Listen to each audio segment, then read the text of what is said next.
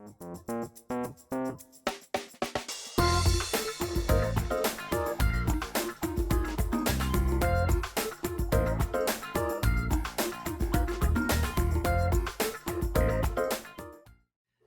welcome to the Market Carver. I'm Adam Harter, Chief Investment Officer, along with Andrew Thrasher, Chartered Market Technician and Portfolio Manager.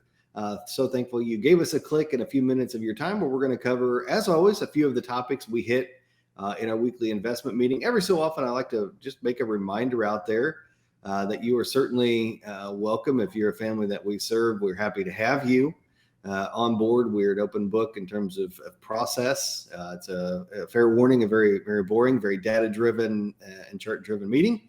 But we're happy to have you chime in. Just let us know a week in advance so we get you all the proper links and secure form and all that. And join us Mondays at 1 o'clock. Otherwise, we'll continue to send you these or kind of highlights or the main points that we came out of that we think we'd like to share with you. And this week, those points, two around the housing market specifically as it might impact inflation. We're going to look at the S&P, an updated chart of the S&P 500, something Andrew shares with us every week and periodically on the Market Carver here to keep you guys in tune as well. And then look at asset classes and the performance as they compare to cash. I think a really interesting find here that we'll leave you with that Andrew dug up and all the options that have been available to investors for the first half of the year. So let's start with CPI Rent. All right, so CPI is I'd say the most known measure of inflation. It is calculated each and every month, and it's going to be reported this week. It has become by far the most important single data point that we get on a frequent basis. It used to be the jobs report on Friday. But right now it is inflation because the Federal Reserve has told us point blank that they are going to be monitoring this. And it's the only thing that matters, that it comes down. If you unpack that CPI, that is one way to think about it, a national average of inflation rates.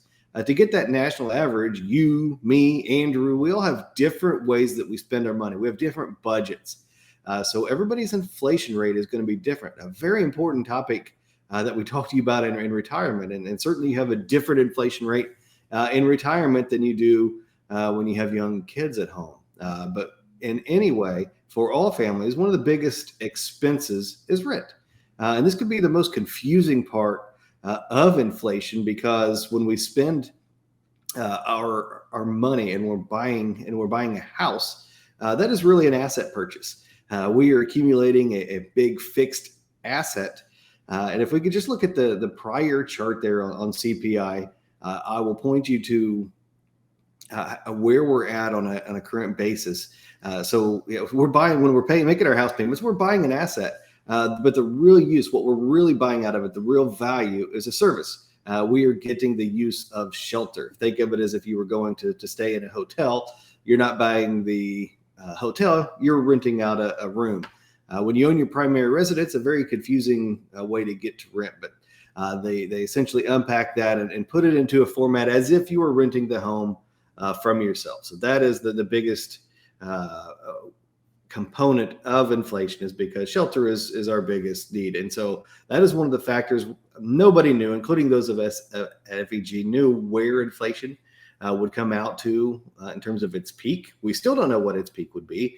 But what we did tell you at the third lead last year was that the rent inflation and the cost of shelter was certainly likely to underpin the metrics at least through 2022 because of how strong the housing market was in 2021. And there's a lag for that to filter through in the data. And that's what we've seen so far this year. The rent portion of CPI is right up there at 8%. So even though we have very high rates of inflation in energy and food, and they are pushing it out there, it is underpinned by this gigantic rent inflation. But looking forward, we have seen across the nation very quickly, just a few short months ago in the housing market, what we saw is any house that would hit the market, there would be multiple buyers competing with each other, jumping over each other to win the bid and to buy the house. Very quickly, that is changing. I'm not going to tell you that it's all of a sudden a buyer's market, but it's less of seller's market than it has been over the past several years. So if you look across the nation, we do see a softening of housing prices. And surprisingly, if you look at rents, we're seeing the first crack in this market. So looking at the rental markets is key to inflation. This is just a 1 month data point, but it's 1 month data point where we have seen very strong rent growth across the nation for a long period of time. So all this is so super important because of how important the inflation rates are, that they peak, and it'll be very hard for the Federal Reserve to achieve their goals without seeing some softness in those markets. It may not be pleasant, but we're going to have to see that one way or the other. So that's rent and CPI. We'll pivot now to equity markets and bring Andrew in on the S&P 500 and speak to where we are now on a technical basis. So Andrew will pull up that chart and you can update us on that. Thanks, Adam. Yeah, there's a lot going on here. So what we're going to focus on is really just the far right side of this chart. So this is just a daily change in the S&P 500, the primary index that we track, the 500 largest companies in the US.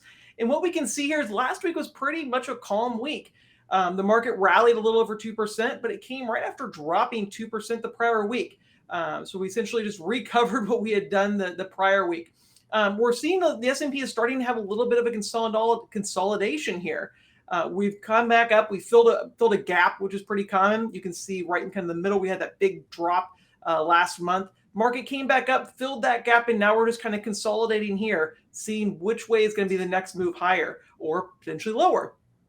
One of the signs that we are looking for is last week on Friday, we had a lot of stocks trading on really low volume. Over 60% of the S&P 500, in fact, was trading on less volume than they typically do. And historically, that's not a great sign when we're in a bear market, when we're in a downtrend. We've seen that happen before. We saw it on the prior counter trend rallies. And what happened after that was that sellers, the bears, came back in and they started pushing prices lower. And we started seeing that again this week. On Monday, we filmed this video on Tuesday. On Monday, we saw the market drop 1%.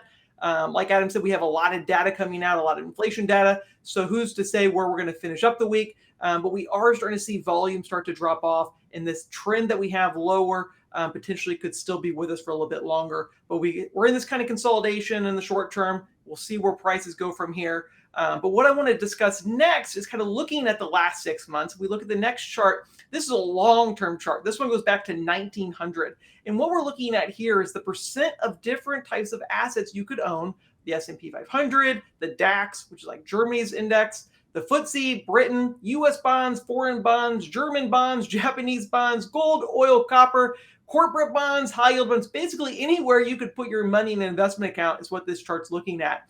And what it's telling us is how many of those different types of assets, how many of them outperformed cash.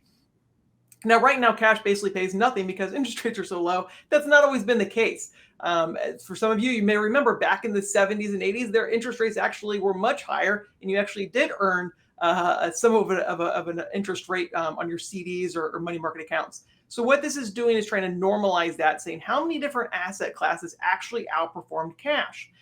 And you can see, or in this case, actually, how many were actually underperformed cash. And right now, for the first 6 months of the year, not a lot has been able to keep up with cash because a lot of assets have gone down. We've seen a pullback in commodities, equities, bonds. You can see actually 90% of assets have actually underperformed cash. There's two takeaways from this. One, that's a really hard environment when you have inflation so high. To say, well, why don't we just put it under my mattress? Well, when inflation is this high, a lot of bed bugs are going to start eating away at that cash that's under your mattress. So we always want to be trying to find somewhere to put those assets, somewhere trying to find an opportunity for growth. The second main takeaway from this chart, again, going back to 1900, you can see there's not a lot of instances where you have a lot of stocks or a lot of different assets that are underperforming cash, meaning there's always, historically, a bull market somewhere. There's always somewhere we can find an opportunity to make a reasonable return. And that's what our job on our investment team, what we're trying to do. We're always trying to find that opportunity to put those equities somewhere, to put those assets somewhere, whether it's in the equity markets, fixed income markets, commodity markets, somewhere that maybe has an opportunity to grow. So we don't have to put everything into cash. Of course, cash is an asset class as well. And right now, across a lot of our models, we are holding a little bit higher cash than normal because of the amount of volatility we're seeing in the market. But historically, there always is something that's outperforming. You can see most of the time we aren't at 80, 90% like we are today. That's not performing like cash. So we are trying to find those types of opportunities. But the first 6 months of this year was really, really tough. There wasn't a lot of different assets that actually kept up with cash, and cash set a pretty low bar. The fact that inflation has been so high makes it a double whammy of a situation. So we'll see what the back half of this year looks like.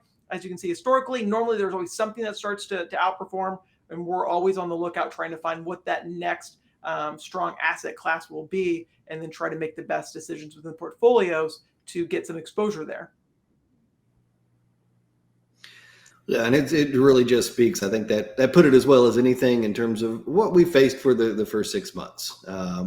We know what it's like to open up those statements. We get them ourselves. It's not been a pleasant 6 months, but a lot of it is just the environment and how much of a drought it is out there in asset classes across the board. So thank you for sharing that. And I mean, we're going to be here grinding it out. These phases do get behind us at some point in time or another. We've been through several.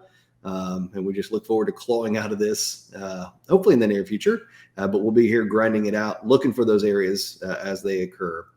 Don't forget, come in and see us if it's been a while since you've had your family update. You can call us 800-928-4001 or schedule or scan the QR code and schedule it that way. Either way, we'd be happy to see you. And don't forget, we have a weekly radio show where you can listen to us over the airwaves on WIBC or a few other select radio spots, or through podcast form, which is more convenient for most of you. Thank you again sincerely for the few minutes that you give us each week, and have a great weekend.